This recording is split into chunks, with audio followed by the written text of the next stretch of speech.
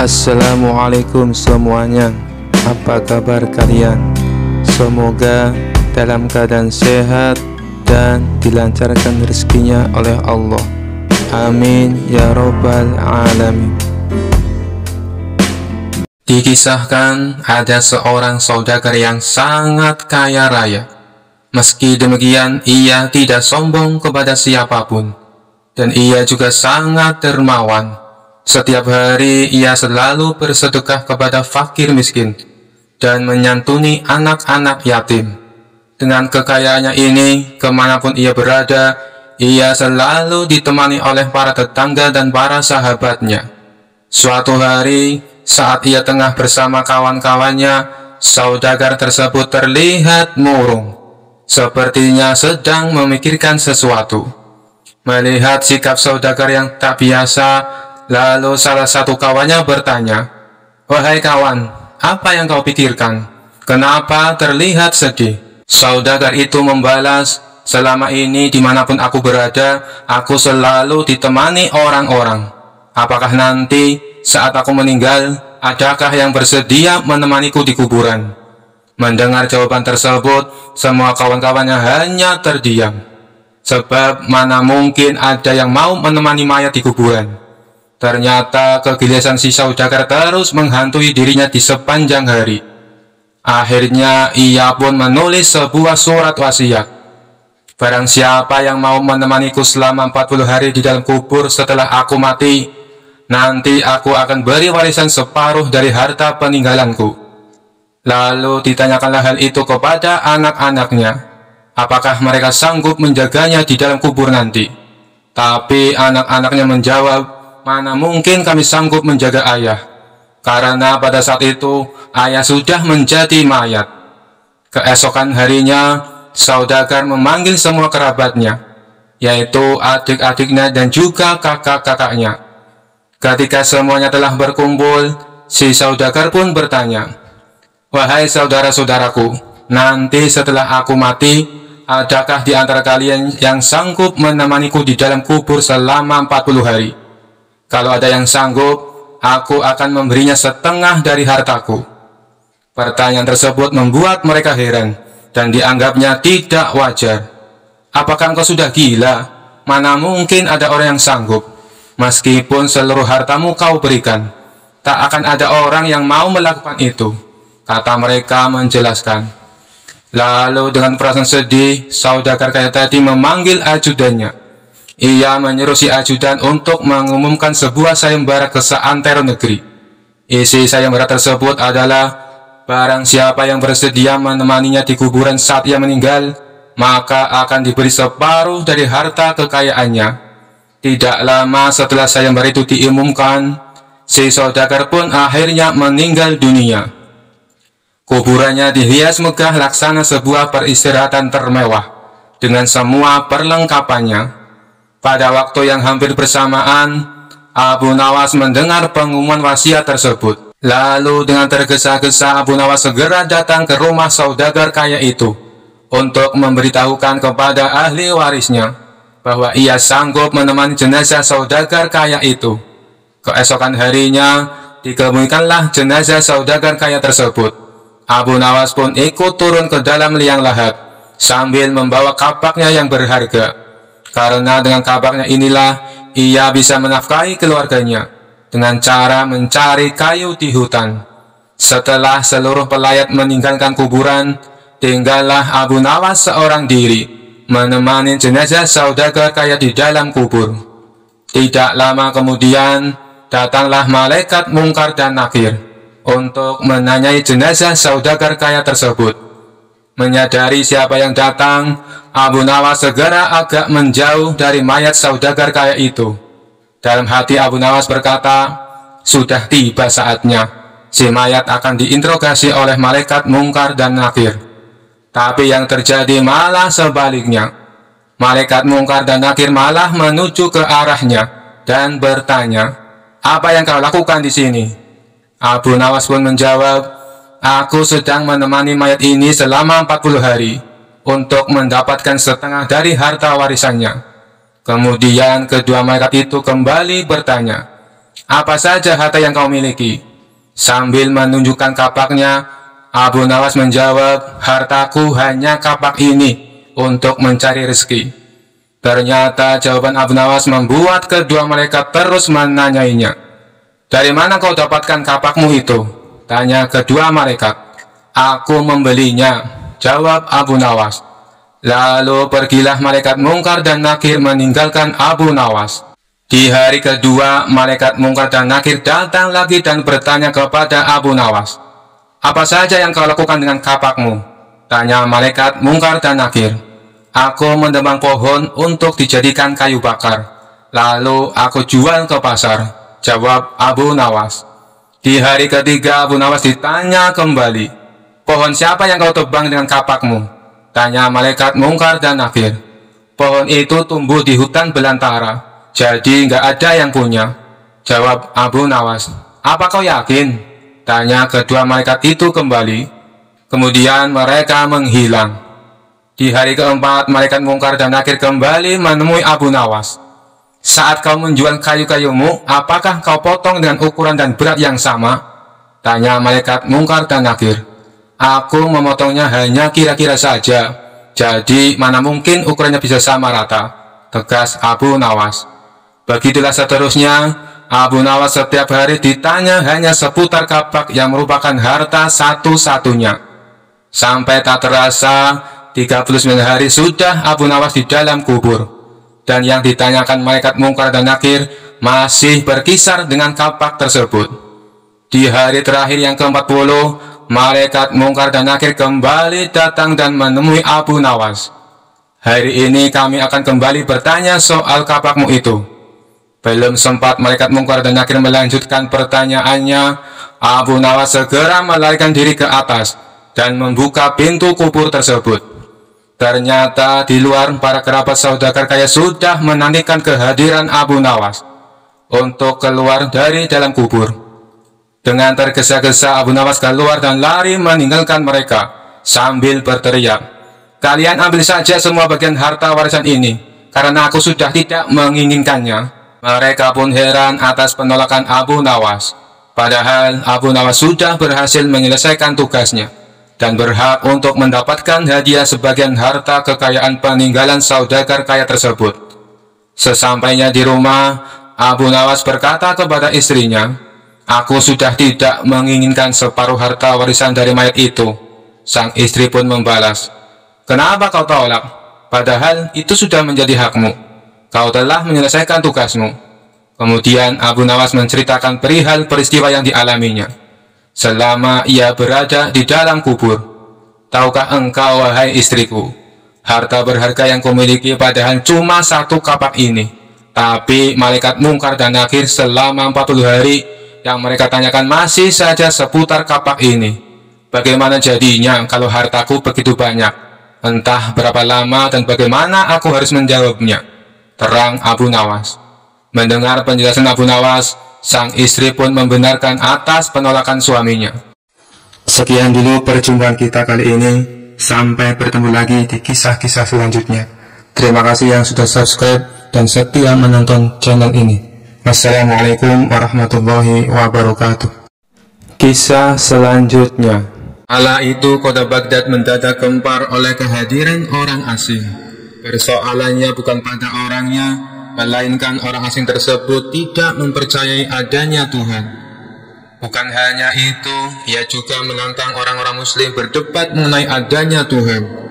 Kabar ini pun sampai ke telinga Baginda Raja.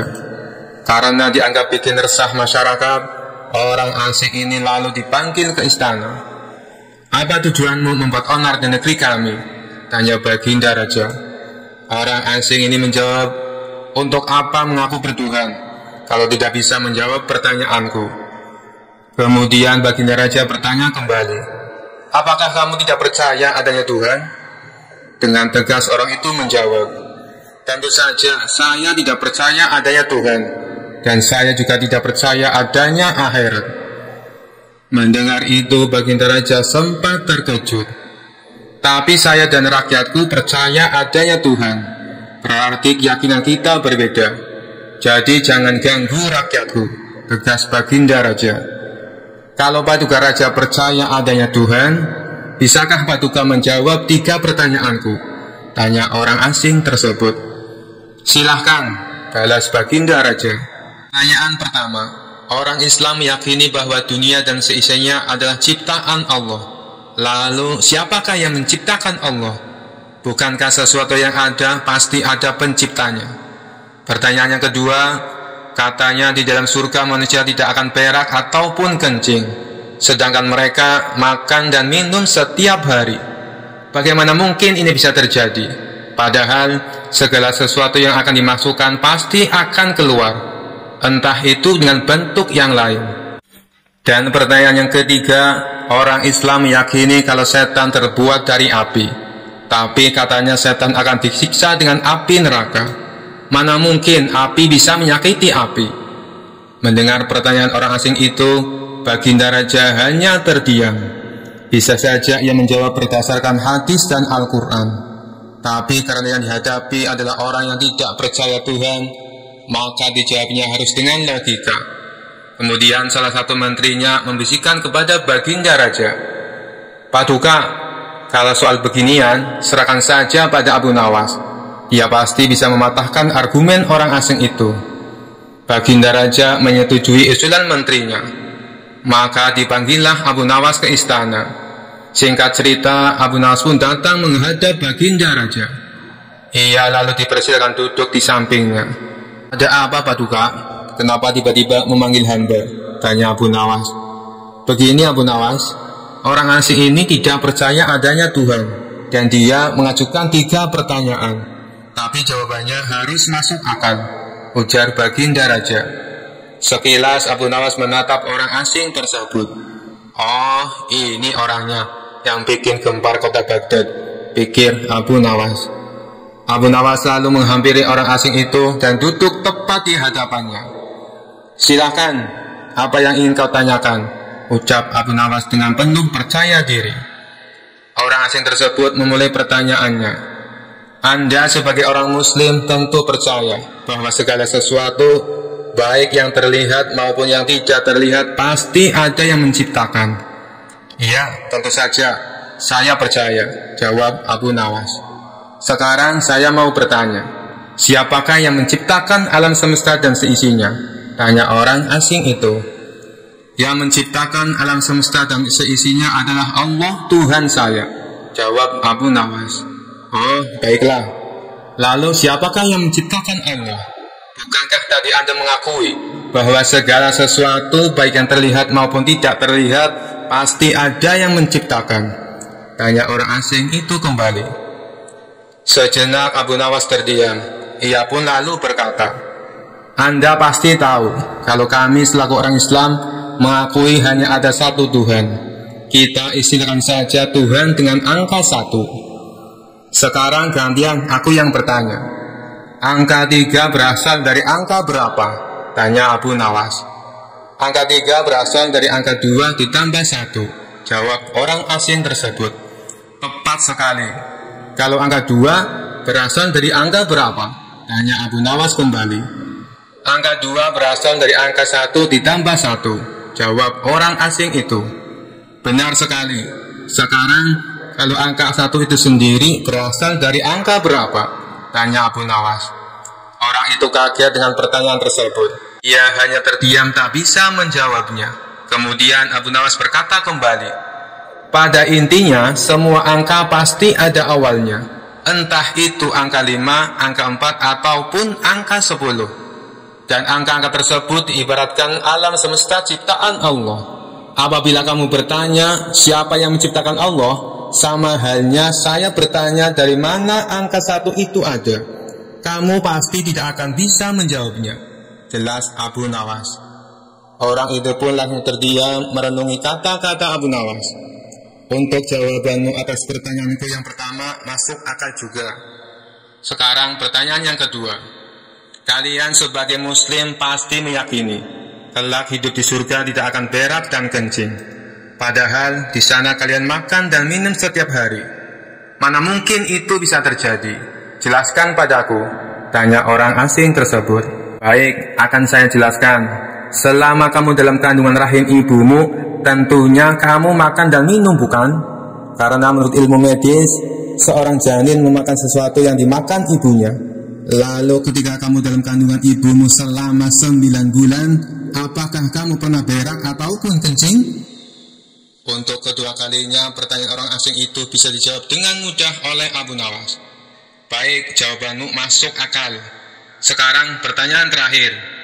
Kalian sebagai muslim pasti meyakini kalau setan terbuat dari api dan neraka juga terbuat dari api. Tapi yang membuat saya heran, katanya setan akan disiksa dengan api neraka. Mana mungkin api bisa menyakiti api? Itu hal konyol yang pernah saya dengar, ujar orang asing tersebut. Bisakah kamu menjelaskannya? Tanyanya kemudian. Sebelum aku menjawab pertanyaan yang terakhir, aku ingin kita saling berjanji. Apapun jawabannya, kamu tidak boleh marah, pinta Abu Nawas.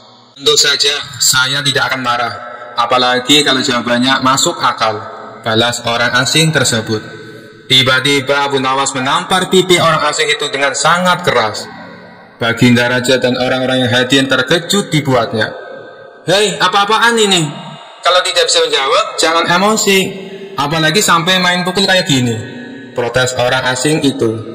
Siapa yang emosi? Itu tadi adalah jawaban saya. Apakah tadi kamu merasakan sakit? Tanya Abu Nawas. Tentu saja saya sakit, jawab orang itu sambil memegang pipinya. Coba kamu perhatikan tangan saya. Bukankah tangan saya terbuat dari tulang dan daging? Begitu juga dengan pipi kamu. Tapi ketika tangan saya ditamparkan ke pipi kamu, kamu langsung kesakitan. Itulah gambaran sederhana. Kalau api neraka bisa menyakiti setan, setan pasti akan merasa kesakitan, meskipun ia sama-sama terbuat dari api, kata Abu Nawas menjelaskan. Orang tersebut lalu terdiam. Ia tak bisa membantah argumen Abu Nawas. Sementara Baginda Raja dan orang-orang istana kagum atas kecerdikan Abu Nawas. Kisah selanjutnya. Dikisahkan pada saat itu Harun al-Rasyid menunjuk kawannya untuk menjabat sebagai gubernur di kota Abu Nawas tinggal. Namun sayangnya orang yang ditunjuk ini menyalahgunakan jabatannya. Dengan sewenang-wenang dia memerintahkan para prajurit untuk menangkap para sastrawan yang dianggap pintar. Setelah beberapa sastrawan berhasil ditangkap, mereka dihadapkan kepada gubernur yang baru itu. Satu persatu di antara mereka ditanya oleh sang gubernur. Menurutmu, saya gubernur yang adil atau zalim? Tanya sang gubernur. Anda adalah gubernur yang zalim, jawab sastrawan yang pertama. Sang gubernur terperanjat dengan jawaban tersebut. Apa alasanmu? Tanya sang gubernur. Karena Anda telah menangkap kami tanpa sebab, jawab sastrawan pertama. Prajurit, masukkan dia ke dalam penjara. Besok dia harus dihukum mati, pinta sang gubernur. Sastrawan berikutnya dipanggil dan diberi pertanyaan yang serupa. Menurutmu, saya gubernur yang adil atau zalim? Tanya sang gubernur. Tuanku adalah gubernur yang adil, jawab sastrawan yang kedua. Apa alasanmu? Tanya sang gubernur kembali. Karena tuanku sangat memperhatikan rakyatnya, jawab sastrawan tersebut. Kamu pembohong. Prajurit, masukkan dia ke dalam penjara. Besok dia harus dihukum mati, kata sang gubernur. Begitulah seterusnya, apabila dijawab adil ataupun zalim, sang gubernur tetap memberikan hukuman mati pada para sastrawan. Kemudian beberapa sastrawan yang belum tertangkap mendatangi rumah Abu Nawas. Tolonglah kami Abu Nawas, beberapa kawan kita dijatuhi hukuman mati, kata mereka penuh khawatir. Abu Nawas terkejut mendengarnya. Kenapa gubernur melakukan hal itu? Bagaimana ceritanya? Tanya Abu Nawas heran. Kami sendiri tidak tahu Abu Nawas. Tanpa sebab gubernur yang baru menangkapi para sastrawan di kota kita. Lalu mereka ditanya satu persatu, apakah dia gubernur yang adil atau zalim? Bila jawabannya zalim, akan dihukum mati. Bila jawabannya adil, juga tetap akan dihukum mati, kata mereka menjelaskan. Pasti gubernur sakit, dia sudah tidak waras, ucap Abu Nawas. Itulah kenapa kita ke sini, Abu Nawas. Kita mendatangimu agar kau menyelamatkan kawan-kawan kita. Sebab rencananya besok kawan-kawan kita akan dihukum mati. Tutur mereka. Baiklah, aku akan ke istana gubernur sekarang juga. Kalian pulanglah, ucap Abu Nawas. Maka berangkatlah Abu Nawas ke istana. Sesampainya di tempat gubernur, Abu Nawas langsung menghadap sang gubernur. Melihat kehadiran Abu Nawas, sang gubernur langsung emosi. "Ngapain kau datang ke istanaku?" tanya sang gubernur. "Saya mendengar kabar Anda menyuruh beberapa prajurit untuk menangkapi para sastrawan pintar di kota ini. Tapi kenapa aku tidak tangkap? Saya sangat tersinggung," jawab Abu Nawas. "Oh, jadi kamu menganggap dirimu bagian dari mereka?" tanya sang gubernur. "Tentu saja, masyarakat di kota ini tahu siapa aku. Aku adalah sastrawan terpandai di kota ini," balas Abu Nawas. "Baiklah, Algojo, tangkap Abu Nawas dan penggal lehernya," perintah sang gubernur. "Tunggu dulu, sebelum leherku dipenggal, perintahkan Algojomu agar jangan sampai merusak rambutku. Sebab aku baru saja keluar dari tukang cukur," sahut Abu Nawas. Mendengar itu, sang gubernur langsung tertawa terpingkal-pingkal. "Itulah jiwa kesatria yang aku kagumi darimu. Aku mengampunimu, Abu Nawas," kata sang gubernur. "Bolehkah aku meminta satu permintaan?" tanya Abu Nawas. "Apa permintaanmu? Katakan saja," jawab sang gubernur. "Saya juga minta pengampunan untuk kawan-kawanku," pinta Abu Nawas.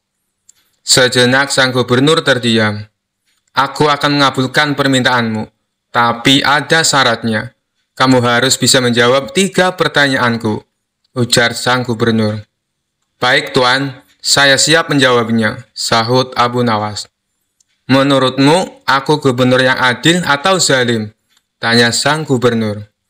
"Tuan bukan gubernur yang adil, bukan pula gubernur yang zalim. Orang-orang yang zalim itu adalah kita.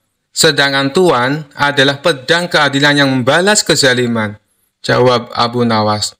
"Luar biasa, jawabanmu sungguh menakjubkan, Abu Nawas. Sekarang pertanyaan yang kedua. Mana yang lebih bermanfaat, matahari atau bulan?" tanya sang gubernur.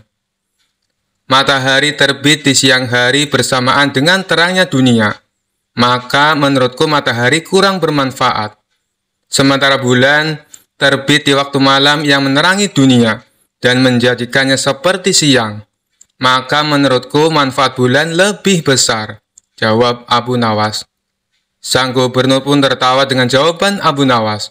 Meskipun nyeleneh tapi masuk akal. "Baiklah Abu Nawas, sekarang pertanyaan yang terakhir. Menurutmu warna angin itu apa?" tanya sang gubernur. "Warna angin itu merah, Tuan," jawab Abu Nawas enteng. "Apa alasanmu?" tanya sang gubernur kembali. "Kalau kita masuk angin, lalu badan kita dikerok, pasti akan muncul warna merah pada tubuh kita. Itu menunjukkan kalau anginnya sedang keluar. Berarti warna angin itu adalah merah," jawab Abu Nawas. Untuk kedua kalinya sang gubernur dibuatnya tertawa terpingkal-pingkal. "Kamu memang cerdik, Abu Nawas. Kamu mendapatkan apa yang kau inginkan. Ternyata apa yang dikatakan Baginda Raja tentangmu memang benar, Abu Nawas," tutur sang gubernur. Abu Nawas spontan kaget mendengar nama Baginda Raja disebut. "Maksudnya Tuan, bagaimana?" tanya Abu Nawas penasaran. "Sebelum aku ditugaskan kemari, Baginda Raja memberitahu saya kalau di kota ini banyak sastrawan pintar, dan di antara sastrawan yang paling cerdik adalah kamu. Saya berniat memanggil mereka untuk saya kasih hadiah. Tapi sebelumnya saya ingin mengerjai mereka dulu. Ternyata kamu malah datang untuk membantu mereka. Dan ini adalah suatu kesempatan bagi saya untuk menguji kecerdasanmu," jelas sang gubernur. "Jadi, hukuman mati yang Tuan berikan hanya pura-pura?" tanya Abu Nawas kaget. "Benar, Abu Nawas. Saya hanya ingin mengerjai mereka sebelum aku memberikan hadiah kepada mereka," jawab sang gubernur. Abu Nawas pun terdiam sejenak. "Kurang ajar. Ternyata aku masuk ke dalam perangkapnya. Tunggu saja pembalasanku nanti," ucap Abu Nawas dalam hati. Kisah selanjutnya. Suatu hari, istana Baginda Raja kedatangan tamu sekelompok orang Syiah.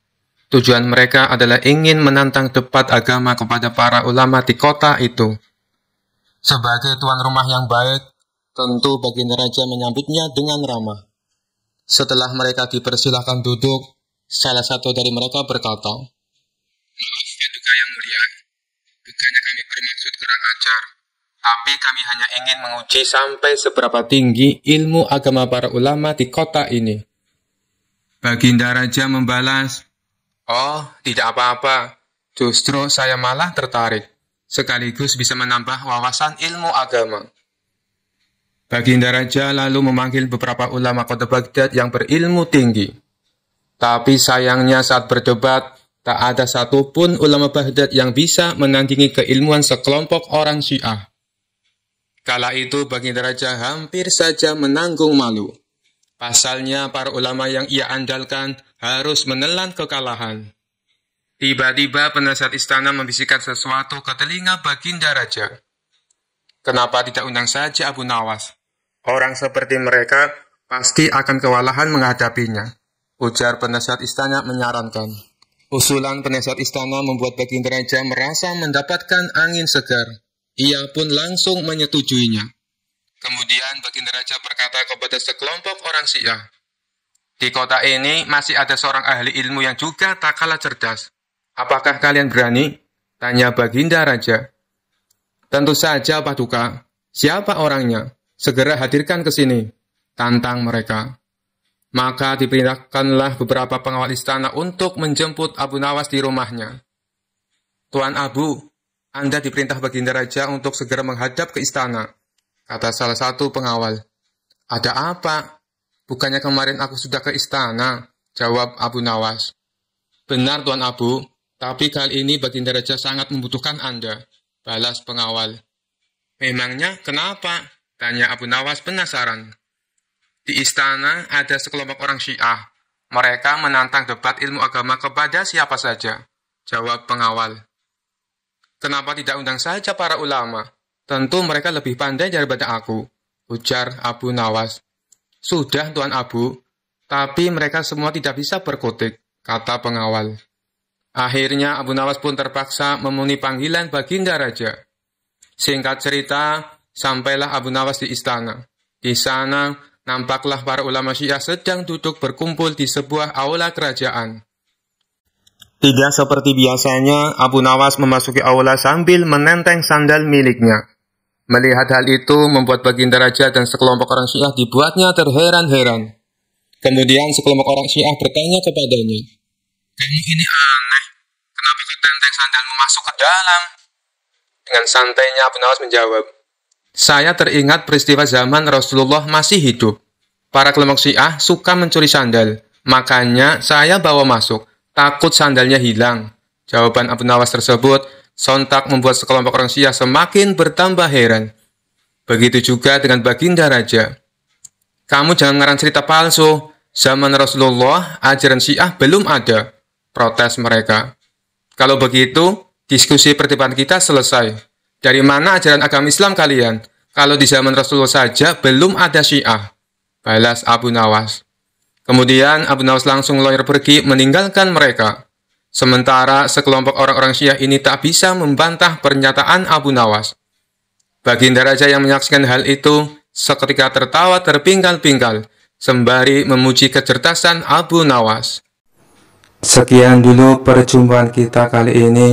Sampai bertemu lagi di kisah-kisah selanjutnya. Terima kasih yang sudah subscribe dan setia menonton channel ini.